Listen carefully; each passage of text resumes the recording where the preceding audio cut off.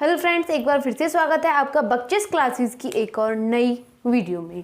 आज हमें क्या पढ़ना है? आज हमें डिस्कस करना है नेंसर्ट्स इक्वेशन, नेंसर्ट समीकरण। ठीक है, बहुत अच्छे से प्रॉपर वे में हम इसे डिस्कस करेंगे। लास्ट तक वीडियो में बने रहना है।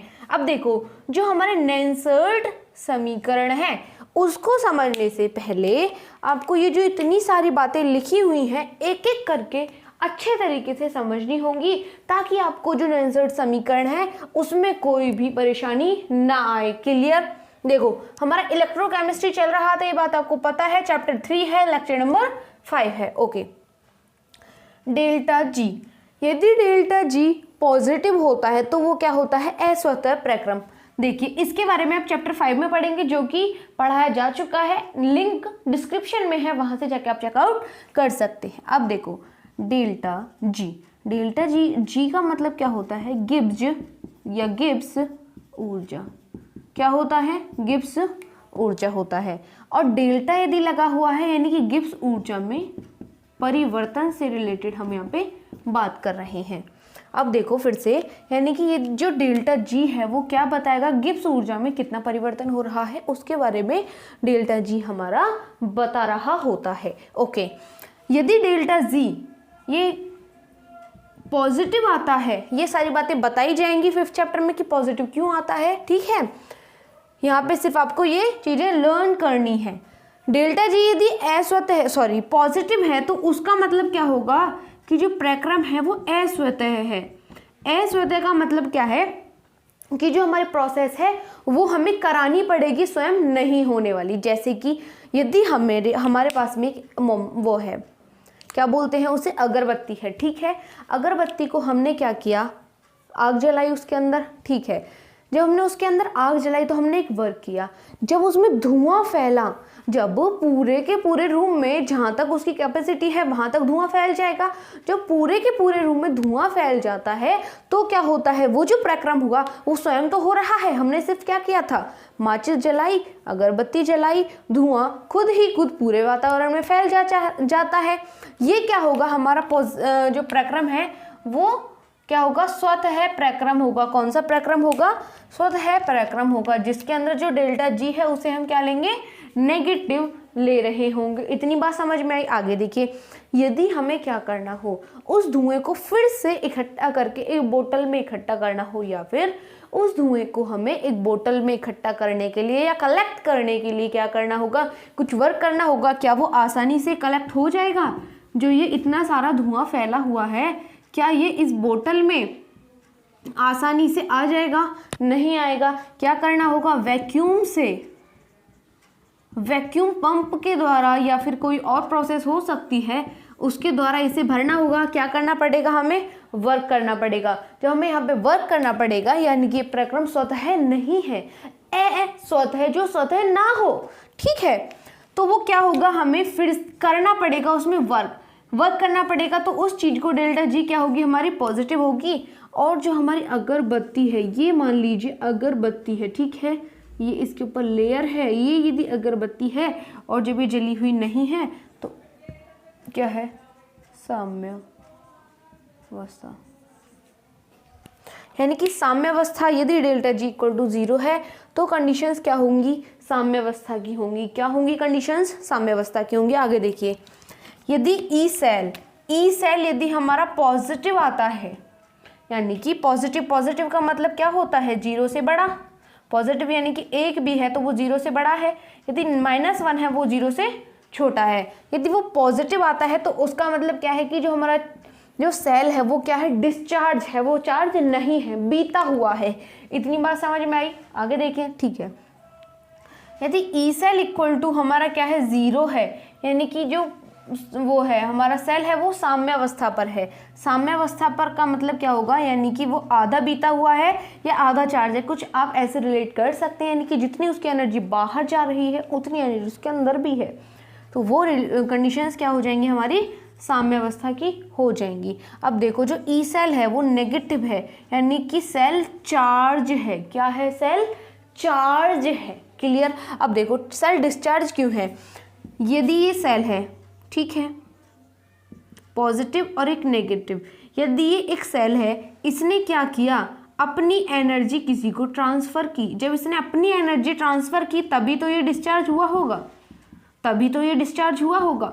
बच्चों डीप में जाना है, समझना है आखिर पॉइंट है क्या।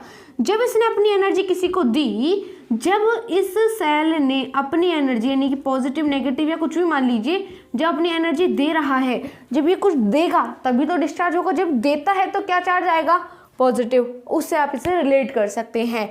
जब नेगेटिव है यानी कि सेल चार्ज है, चार्ज कब होगा, चार्ज कब होगा, जब हम क्या करेंगे, हमारा कोई इन्वर्टर हो सकता है, ठीक है, मान लीजिए ये एक इन्वर्टर है, या फिर यहाँ पे बैटरा हो सकता है। अब बैटरी को हमने इससे कनेक्ट किया हुआ है, इसने एनर्जी के द्वारा हमने इसे चार्ज किया, इस सेल को हमने एनर्जी से चार्ज किया। जब इसे एनर्जी से हमने चार्ज किया, जब ये फुल भरा हुआ है तो क्या इसने दिया है ये पॉजिटिव।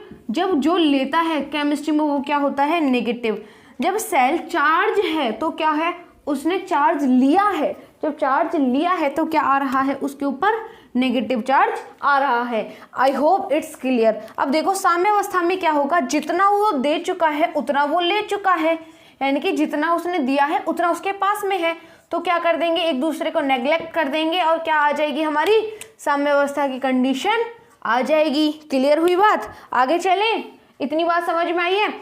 ई सेल यदि पॉजिटिव है तो सेल डिस्चार्ज, ई सेल यदि जीरो है साम्यावस्था, ई सेल यदि नेगेटिव है तो सेल चार्ज है। इतनी बात कॉन्सेप्ट वाइज यदि समझ में आई है तो आगे चलिए, स्क्रीनशॉट लेना चाहे ले लीजिए, आगे चलते हैं। अब देखो यदि कोई इक्वेशन है ये, यानी कि ए प्लस बी रिवर्सेबल और नॉर्मल, सी प्लस डी, यदि कोई ये एक इक्वेशन है, ठीक है। अब देखो ये क्या है, इन्हें हम क्या बोलते हैं, अभिकर्मक, क्या बोलते हैं, रिएक्टेंट्स बोलते हैं, इन्हें क्या बोलते हैं, प्रोडक्ट बोलते हैं, क्या बोलते हैं, प्रोडक्ट बोलते हैं। इतनी बात तो आपको पता ही है। यदि रिएक्शन कोएफिशिएंट निकालना है यानी कि अभिक्रिया स्थिरांक ये बोल सकते हैं निकालना है, तो क्यों इसे हम डिनोट करते हैं, क्यों से इक्वल टू क्या होता है, product upon reactants, product upon reactants यानी कि उत्पाद बटे अभिकर्मक, उत्पाद बटे अभिकर्मक। इनकी पावर होती है जो यहाँ पे लगा होता है, इनकी पावर होती है जो सामने होता है, यानी कि रस समीकरण मितीय गुणांक जो होगा वो इनकी पावर पे होता है। एक एग्जांपल देखें जब समझिएगा। यदि एक इक्वेशन है ZnS plus Cu2 plus aqueous है, ये प्रोडक्ट देता है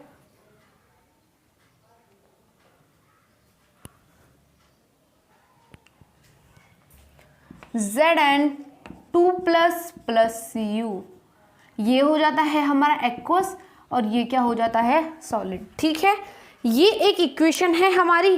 तब हम क्या निकालें, यदि इसका कोएफिशिएंट निकालें यानी कि रिएक्शन कोएफिशिएंट निकालना है, क्यों निकालना है, प्रोडक्ट देखिए Zn2 प्लस क्या है यहाँ पे, Cu divided by Zn Cu, ऐसे निकालते। ठीक है, आप इसे ऐसे ही तो निकालते। जब आप इसे ऐसे निकालेंगे तो एग्जामिनर देगा आपको 0 मार्क्स। क्यों देगा, क्योंकि जो सॉलिड है, सॉलिड के लिए हम इसे यूज नहीं करते। क्या करते हैं, हम इसे सॉलिड के लिए यूज नहीं करते। हमारा क्या होगा, रिएक्शन कोएफिशिएंट एक्वस फॉर्म के लिए लिखेंगे और Cu को ऐसे लिख देंगे, यही हो जाएगा आपका आंसर। इसकी पावर पे आप 1 लगा देंगे। सॉलिड के लिए आपको इसे यूज नहीं करना है, सॉलिड के लिए इसे आपको यूज नहीं करना। यदि आप करते हैं तो आपका होगा गलत, बिल्कुल गलत। आगे देखें, ठीक है।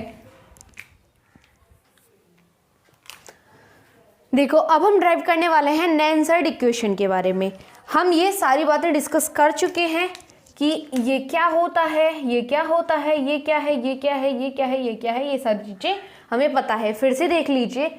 अब देखो जो यहाँ पे N है वो क्या है, इलेक्ट्रॉन्स कितने स्थानांतरित हुए हैं। यदि H2 प्लस O2 यहाँ पे बन रहा है हमारा H2O, यहाँ पे जो इलेक्ट्रॉन्स का आदान प्रदान हुआ होगा उसकी संख्या हमें यहाँ पे N के रूप में लिखनी है, स्थानांतरित इलेक्ट्रॉन्स की संख्या। F क्या है हमारा, F अप्रोक्सीमेट होता है 96500 कूलाम के। ये क्या वाला है भाई, एक फेरेड होता है, या फिर कभी कभी इसे फैराडे भी बोल दिया जाता है और कभी कभी इसे फेरेड भी बोला जाता है। ये सारी चीज़ें आप फिजिक्स में पढ़ते हैं। ये क्या होता है, कैसे होता है, वो सारी चीज़ें तो आप फिजिक्स में पढ़ते हैं और फिजिक्स में भी पढ़िएगा, ठीक है। सिर्फ ये याद रखना है कि ये एक स्थिरांक होता है जिसकी वैल्यू होती है 96500 कूलाम। ये आगे चल के इसकी एक वीडियो बना देंगे, शॉर्ट वीडियो, वहाँ पे आप देख लीजिएगा कि F आखिर होता क्या है। अब देखिए डेल्टा G इक्वल टू क्या होगा, NF E cell. E cell क्या है ये तो आपको पता ही है, विद्युत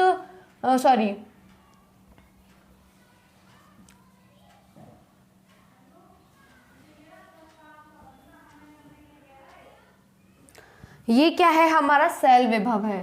क्या है, हमारा सेल विभव है। विभव सेल लिख दिया है लेकिन आप इसे चेंज कर लीजिएगा। और ये क्या है, मानक सेल विभव, ठीक है। अब देखो जो हमारा ये है डेल्टा G, ये क्या है, मानक गिब्स ऊर्जा। क्या है, मानक गिब्स ऊर्जा। और ये क्या है, ये है हमारा स्थिरांक, कैसा, गैस स्थिरांक, ठीक है, जिसकी एक फिक्स्ड वैल्यू होती है, वो अभी हम डिस्कस करेंगे।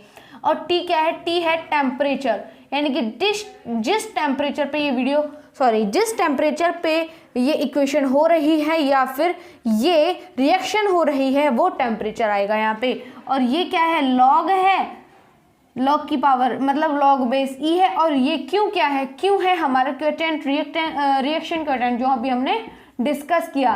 तो आपको पता लगा कि कितनी मोस्ट इंपॉर्टेंट थिंग्स हमने पहले ही डिस्कस कर ली, वरना तो आपको कुछ भी समझ में नहीं आता। आगे चले।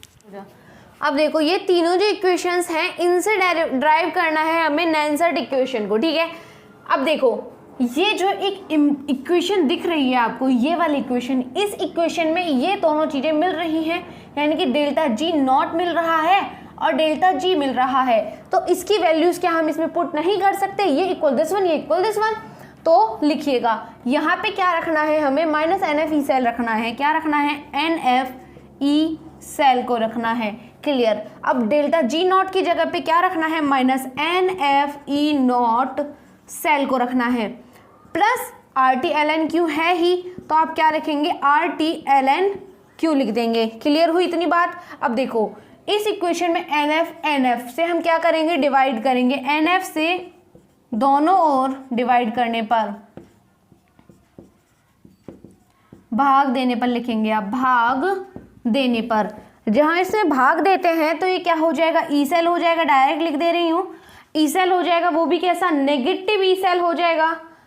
और इक्वल क्या हो जाएगा, minus E not cell, minus E not cell. और आप एक काम और भी कर सकते हैं कि माइनस NF से ही भाग दे दें, तो क्या होगा, ये पॉजिटिव, ये भी पॉजिटिव। ये क्या होगा, जब हम नेगेटिव से भाग देंगे तो ये पॉजिटिव आएगा, वो भी क्या, RT ln Q divided by NF minus NF।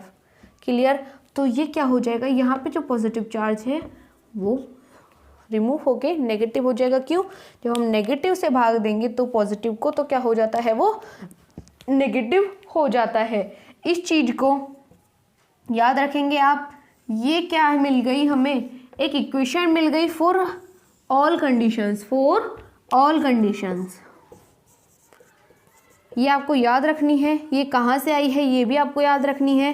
Paper में पूछ सकता है कि आखिर ये कैसे आई, या फिर इसको सिद्ध कीजिए। अब देखो हम एक फिर से देखते हैं, E cell equal to E not cell minus R की वैल्यू कितनी होती है, 8.314। यहां पे रखेंगे आप 8.314। टेम्परेचर कितना है, टेम्परेचर है हमारा 298 केल्विन। और ln Q, अब देखो ln Q को हम लिख सकते हैं 2.303 log Q। ये होती है इसकी वैल्यू। जब हम ln को log में कन्वर्ट करते हैं तो वो क्या मिल जाता है हमें, 2.303, यानी कि ln हमारा मल्टीपल होता है log के 2.303 टाइम्स का।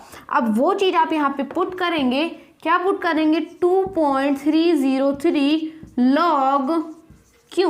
क्या बचा हमारा divided by N F, divided by N F, divided by N into F क्या है हमारा 96500। क्या है 96500, वो चीज हम अभी डिस्कस कर चुके हैं।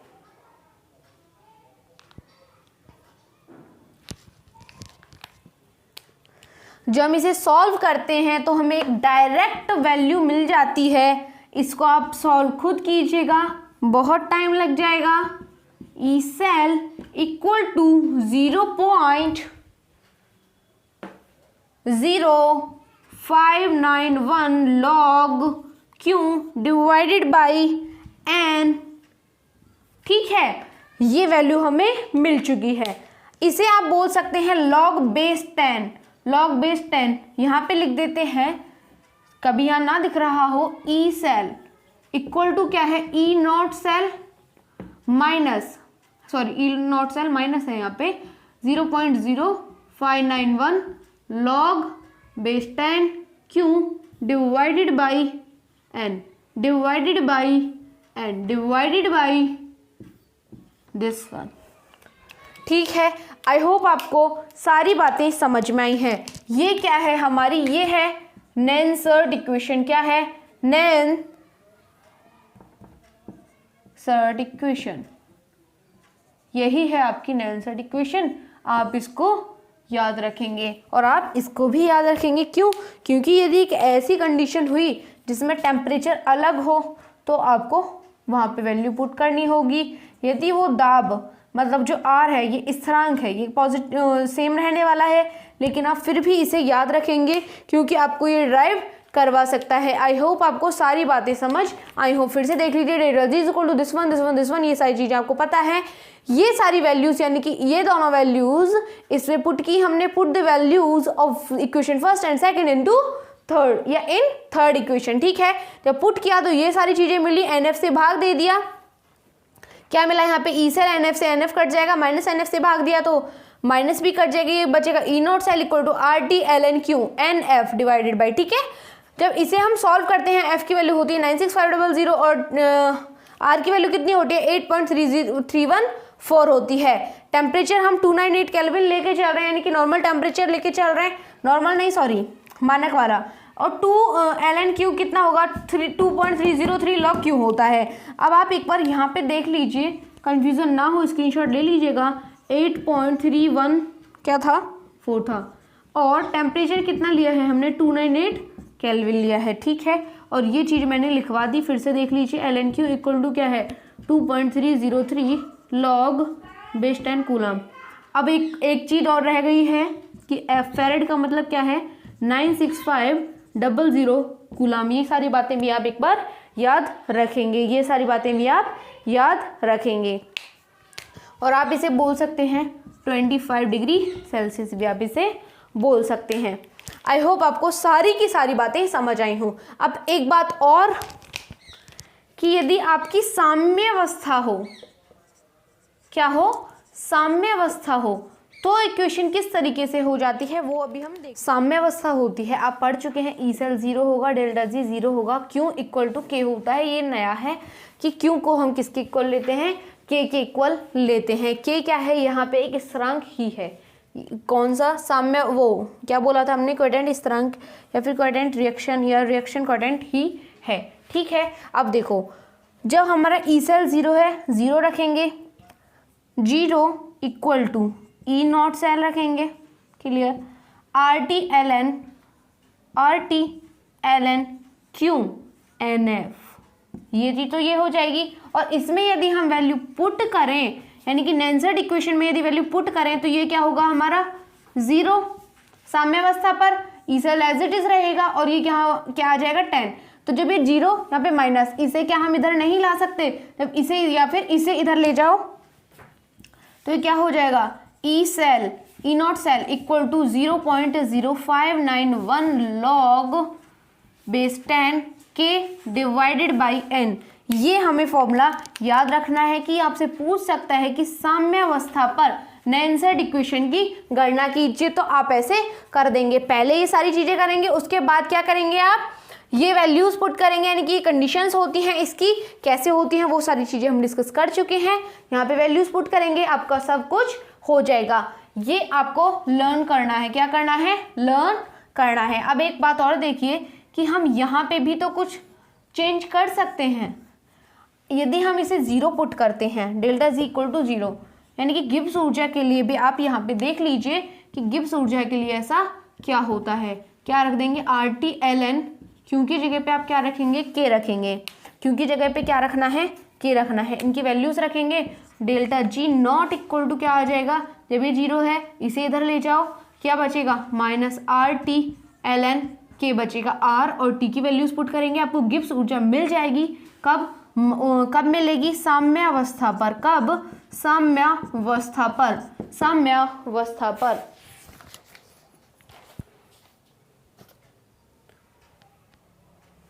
अब देखो इसे आप कैसे लिख सकते हैं, delta G nought equal to लिख सकते हैं 2.303 log बेस 10 के। आपको ये एक और फॉर्मूला मिल गया, ये भी आप लर्न रखेंगे, ये भी आप याद रखेंगे। ये सारी चीज़ें हम ड्राइव तो कर चुके हैं, लेकिन क्या आप वहाँ पे यदि कोई न्यूमेरिकल आ गया तो आपको डायरेक्ट वैल्यू पुट करनी होगी। जब आप डायरेक्ट वैल्यू पुट करेंगे तो आपको फॉर्मूला याद होना चाहिए, उससे आप ड्राइव कर सकते हैं, इक्वेशन को आराम से कर सकते हैं। यदि वीडियो पसंद आई तो वीडियो को लाइक जरूर कीजिएगा।